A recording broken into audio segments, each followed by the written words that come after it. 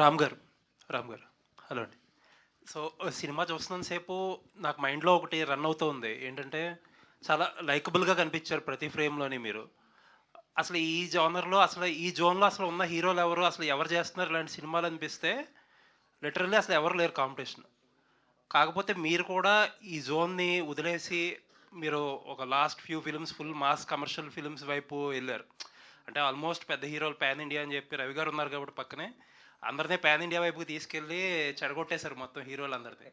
మీరు కూడా as an actor కన్‌ఫ్యూజ్డ్‌గా కాకుండా ఒక అంటే ఆడియన్స్ ఈ జోనర్‌కి ఈ సినిమా రిజల్ట్ ఎటున్నా సరే ఒక జోనర్‌కి ఫిక్స్డ్ వాల్యూ, ఫిక్స్డ్ ఆడియన్స్ ఉన్నారు.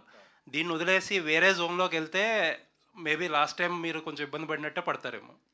అర్థం కాలేదండి క్వశ్చన్. అంటే అదే ఈ ఈ జోనర్ వదిలేసి మీరు ఈ టైప్ ఆఫ్ స్పేస్ వదిలేసి కాంపిటీషన్ లేని స్పేస్ని కంప్లీట్ మాస్ కమర్షియల్ సినిమాల మీద వెళ్తే అలాగే ఇబ్బంది పడతారేమో. లేదండి, ఇప్పుడు అమెరికా వెళ్ళా. అక్కడ వెళ్ళిన ప్రతి స్క్రీన్లో 2 సినిమాల పేర్లు బాగా గట్టిగా వినపడినాయి. అది గెస్ట్ చేయండి ఏంటో. Take wild guess. అంటే రెడీ చేశాను, దేవదాస్ చేశాను. సినిమాలా ఏదండి నా సినిమా మీ సినిమాలా? ISmart Shankar must Jagadam and iSmart Shankar.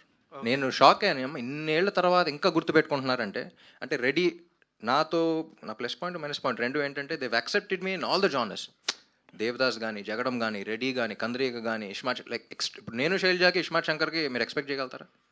So అన్ని జానర్స్లో యాక్సెప్ట్ చేశారు. మన తెలుగు ఆడియన్స్ ఏంటంటే ఏ జానర్ అయినా అన్నింటిలో యాక్సెప్టెన్స్ ఉన్నప్పుడు దాని కరెక్ట్ సినిమా ఇస్తే వాళ్ళు ఖచ్చితంగా చూస్తారు. సో అది వదిలేసి ఇదే జానర్లో చేస్తానని కాదు. అంటే మీరు జగడం చేసే టైంకు స్మార్ట్ శంకర్ చేసేటప్పుడు మీరే మిక్స్ చేసేవారు జానర్స్. క్లాస్ సినిమాలు తీసేవారు, మాస్ సినిమాలు తీసేవారు, కమర్షియల్ సినిమాలు తీసేవారు. ఇన్ఫాక్ట్ ప్రతి హీరో అలా మిక్సప్ చేసేవారు సినిమాలు.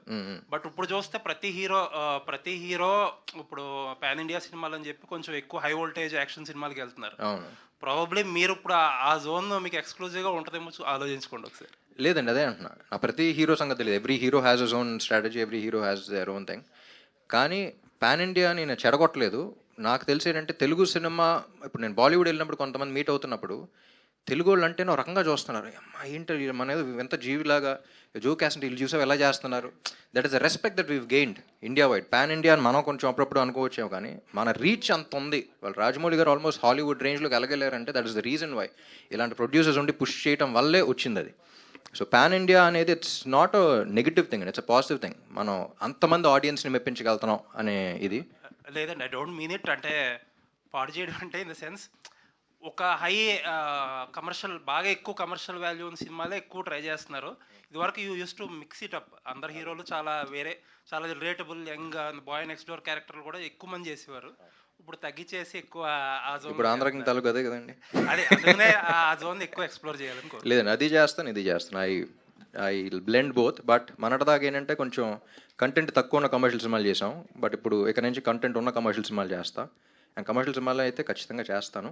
But the ones that we respect, like if you see any super star in any industry, వాళ్ళు అక్కడ ఉన్నారంటే that's only reason being commercial cinema. Commercial cinema చిన్న చూపు కాదు.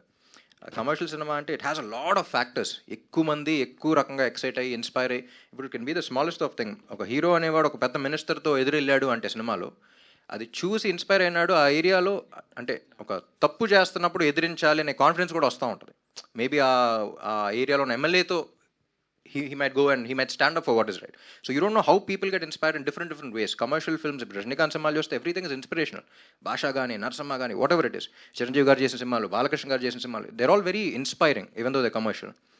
So I don't look down upon commercial cinema. They're very ఆ metre పట్టుకోవడం చాలా కష్టం, కానీ ఒక్కసారి పట్టుకుంటే దాని మీటర్ దానిదే ఉంటుంది. ఆల్ ది బెస్ట్ అండి. Thank you. రవి గారు, సార్ మీ